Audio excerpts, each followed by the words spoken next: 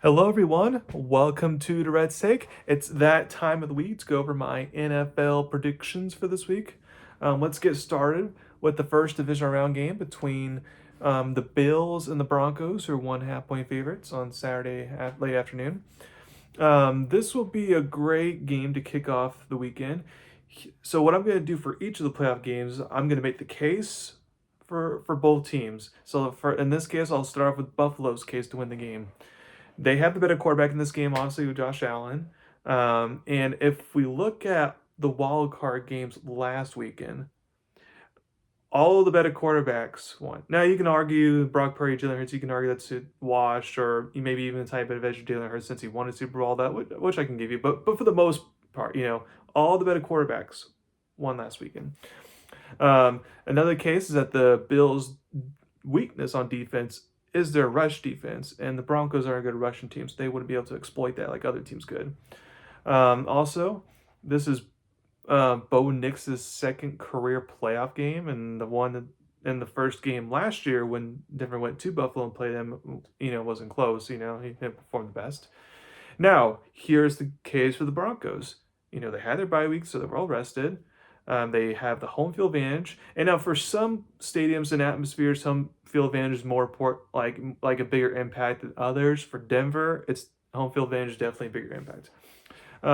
Denver's defense is top notch, one of, if not the best in the league, and the Bills don't have a lot of receiving threats with all their injuries at the receiving position, which can limit the offense.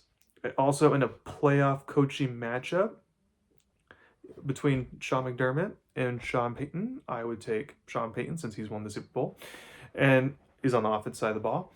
Now, out of all the games this weekend, this one was the hardest one for me to predict. Like I was going back and forth, back and forth.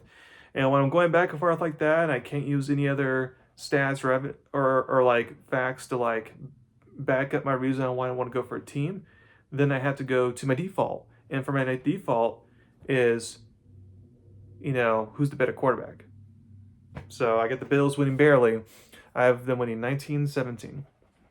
Next, you get the 49ers versus the Seahawks, who are 7 point favorites. Both teams split the matchup during the regular season. Here's the case for the 49ers to win this game. They continue to overcome adversity despite all the injuries they have on this team. During head coaches, and also since Kyle Shanahan has been a head coach of the 49ers, when he's made the playoffs, they either go to the NFC Championship game or the Super Bowl. So he hasn't lost in the wild card round and divisional round as the 49ers head coach. Also, Sam Darnold has recently had to injury report, has the oblique injury, so he might not be 100%, which is not good for Seahawks, especially since in Sam Darnold's one playoff game that he's had in his career, it didn't go great at all. It was very ugly. Now, here's the case for Seattle to get the win. Like the Broncos, they had the bye week, they're rested. Number two, also going one more to good thing going for the 49ers that Seattle's played better on the road than at home this year. But as far as Seattle goes, they had the bye week. They got the best defense in the NFC right now. There's no question about that. And just 2 weeks ago, this defense held a red hot 49ers offense to just 3 points. Also, Seattle has a better group of offensive playmakers. Now, Christian McCaffrey is obviously Christian McCaffrey. But I'm not sure if Demarcus Robinson's going to go off again 49ers or Juan Jennings is going to go off. It's kind of like a hit and miss type of thing where it's like Seattle, Noah Gillis, Jack Smith, and Jigma. They got a good, running back, whether it's I'm drawing a blank on Kenneth Walker, whether it's him that's having the hot hand or Zach Charbonnet that's having the hot hand. They, just go whoever has the hot hand here. They got a nice duo there. And they got other good receivers like Cooper Kupp, obviously, is the veteran, has been there. Rashid Shaheed's a good, solid veteran receiver and is very important for the special teams aspect as a punt returner. And I think this would be a low scoring game. And if it is going to be a low scoring game, then I would definitely take the 49ers to cover the spread here, but I would take Seattle to escape with a win here after winning 17-16. And then on Sunday, you got Texans versus the Patriots, who are 3 point favorites. This is probably the most underrated playoff game of the week, if you want to say that. And I think this will be a great game. Here's why the Texans could win. They have a top three defense in the league, and because their defense is so good, the Texans can win this game despite not playing clean football on offense as they showed last week against Pittsburgh. The defense will keep them in this game. Here's the reason why the Patriots could win. They have the better quarterback in this matchup, in my opinion. Plus, star wide receiver for the Texans, Nico Collins for Houston's must look out this game. So, and Houston's offensive line is not that great to begin with. Plus, the Patriots are at home. So, while I would not be shocked if the Texans defense single-handedly won them this game, I would take New England to win the game. I have them winning 16-13. And then last but not least, get the Rams, who are 4.5-point favorites versus the Bears. Normally, I would say this game's going to be a shootout. However, with the game temperatures being in single digits and feeling like negative degrees, I'm not sure if that'll be the case. I don't think both teams will score 30 plus like I normally would think, but I do think both teams could score 20 plus in this game despite the cold weather. Now, here's the case for the Rams to win.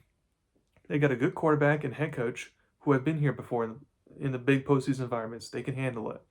The team show they'll not be rattled as they went to Philly, last year and played them very tough compared to, Washington, Kansas City, who the Eagles also played, last year in the Super Bowl. Um, Another case is that Matthew Stafford, like I said, has won a Super Bowl before, so that I feel like that's a big advantage for a quarterback who's, like I said, won a Super Bowl, been that big game. Now, here's the case for the Bears. Playing at home obviously doesn't hurt. Also, the Bears have been the type of team throughout this season that, they start slow, but then they keep on making comebacks and making clutch plays late. So if the Bears are down 3 with 2 minutes left, odds are Bears are going to win the game. Again, assuming they have the ball. And I think this game will come down to whoever has the ball last. And in this case, kind of like last week, I think the Rams will have the ball last, and therefore I'll take the Rams to win. I have them winning 26-24.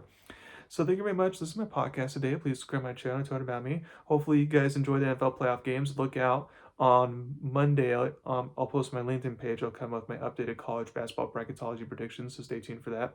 Thank you very much. You all have a wonderful weekend.